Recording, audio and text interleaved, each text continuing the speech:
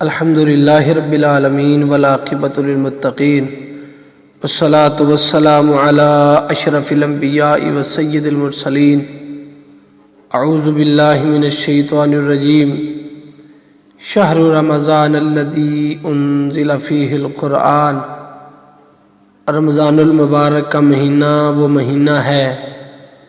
کہ جس میں قرآن مجید اللہ کے پاک کلام کا نزول ہوا۔ محترم بھائیو، رمضان المبارک کے مہینے کی آمد ہے، اور یہ کس قدر خوش قسمتی اور خوش بختی کی بات ہے کہ اللہ رب رحمان نے رمضان المبارک جو رحمتوں کا، برکتوں کا، اللہ کی بخششوں کا مہینہ ہے، اللہ نے وہ مہینہ ہماری زندگی میں دوبارہ ہمیں عطا کیا۔ اور یہ مہینہ باقی 11 مہینوں کی طرح ایک عام مہینہ نہیں، بلکہ یہ مہینہ وہ مہینہ ہے کہ جس میں اللہ رب رحمان کی رحمتوں کے سمندر جوش مارتے ہیں۔ یہ مہینہ وہ مہینہ کہ جس میں اللہ رب العزت اپنی جنتوں کے دروازے کھول دیتے ہیں اور جہنم کے دروازوں کو بند کر دیتے ہیں۔ سرکش جنوں اور شیاطین کو جکڑ دیا جاتا ہے، آسمانوں کے دروازے کھول دیے جاتے ہیں، اللہ کی رحمتوں کے دروازے کھل جاتے ہیں۔ اور پھر یہی وہ مہینہ ہے کہ جس میں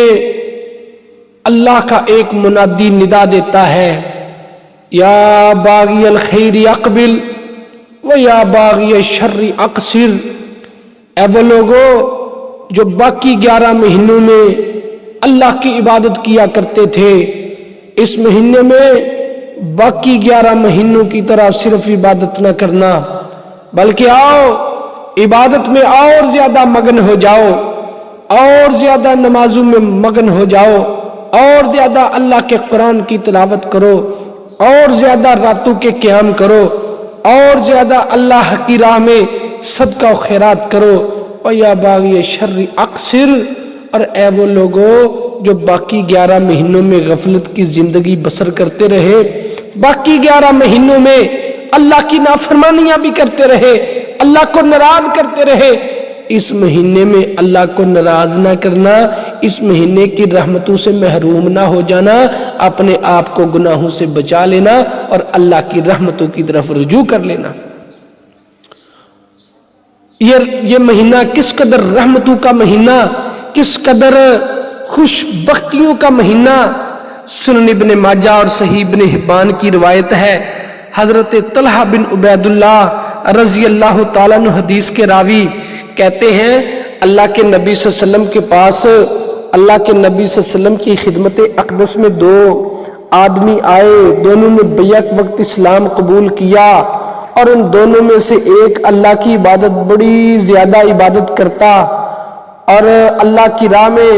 اس سے بڑی بات یہ ہے کہ اللہ کی راہ میں اس نے لڑتے لڑتے جام شہادت نوش کیا۔ اور میں نے خواب میں کیا دیکھا کہ دونوں میں سے جو بعد میں 1 سال بعد میں فوت ہوا، پہلا کہ جو اللہ کی زیادہ عبادت کرتا اور اس نے اللہ کی راہ میں جام شہادت نوش کیا، اور دوسرا وہ کہ جو شہادت کی موت نہیں بلکہ عام موت اس کو آئی، اور وہ 1 سال کے بعد بھی فوت ہوا۔ حضرت طلحہ بن عبید اللہ کہتے ہیں، میں نے خواب میں کیا دیکھا کہ جو 1 سال بعد فوت ہوا وہ پہلے جنت میں جا رہا ہے۔ میں نے اٹھ کے اللہ کے نبی صلی اللہ علیہ وسلم سے تعبیر پوچھی تو رسول اللہ صلی اللہ علیہ وسلم نے کیا ارشاد فرمایا الیسا قد مکث ھذا بعدہ سنہ فادرک رمضان فصامہ وصلی کذا وکذا سجدۃ فی السنہ فلما بین ابعد مما بین السماء والارض۔ اے طلحہ، کیا تمہیں علم نہیں ہے کہ جو پہلے فوت ہوا دوسرا اس کے 1 سال بعد میں فوت ہوا، اس کی زندگی میں رمضان بھی آیا اور وہ رمضان کے 30 دن اللہ کی عبادت کرتا رہا، راتوں کے قیام کرتا رہا، وہ قرآن کی تلاوتیں کرتا رہا، وہ روزے میں رہا، اس نے 1 رمضان المبارک کا مہینہ زیادہ پایا اور وہ نمازیں بھی پڑھتا رہا، وہ اللہ کو سجدے بھی کرتا رہا، اس نے سال بھر اللہ کو سجدے کیے۔ اے طلحہ، ان دونوں کا فاصلہ اتنا فاصلہ ہے کہ جس طرح زمین و آسمان کا فاصلہ ہے۔ اور میرے محترم بھائیوں، اللہ کی راہ میں شہادت بہت بڑا رتبہ، اللہ کی عبادت کرنا بہت بڑا رتبہ، لیکن یہ حدیث ہمیں اس قدر زیادہ رمضان المبارک کی فضیلت اور اہمیت بتاتی ہے کہ اللہ کے نبی صلی اللہ علیہ وسلم نے جو صحابی نے خواب دیکھی، رسول اللہ صلی اللہ علیہ وسلم نے فرمایا عبادتیں اور بھی بہت زیادہ سال میں صحابی نے کی ہوں گی، لیکن مین 2 عبادتوں کا رسول اللہ صلی اللہ علیہ وسلم نے ذکر فرمایا کہ میرے صحابی اس نے رمضان کے روزے بھی رکھے اور اس نے ساری پورا سال اس نے نمازیں بھی پڑھی، اللہ کو سجدہ بھی کیا۔ اور میرے محترم بھائیوں، یہ کس قدر بڑی دلالت ہے کہ رمضان المبارک کا مہینہ کس قدر زیادہ خوش قسمتی کا مہینہ ہے۔ اور میرے بھائیوں، ساتھ ساتھ یہ بھی غور کرنے کی بات ہے کہ پچھلا رمضان المبارک کا مہینہ کتنے ہی عزیز و اقارب اور کتنے ہی ہمارے دوست اور کتنے ہی ہمارے رشتہ دار، کتنے ہی ہمارے جاننے والے جو پچھلے رمضان المبارک کے مہینے میں موجود تھے، لیکن یہ خوش قسمت مہینہ، اور یہ ان کی خوش قسمتی نہیں کہ انہوں نے اس بابرکت مہینے کو حاصل نہیں کر سکے،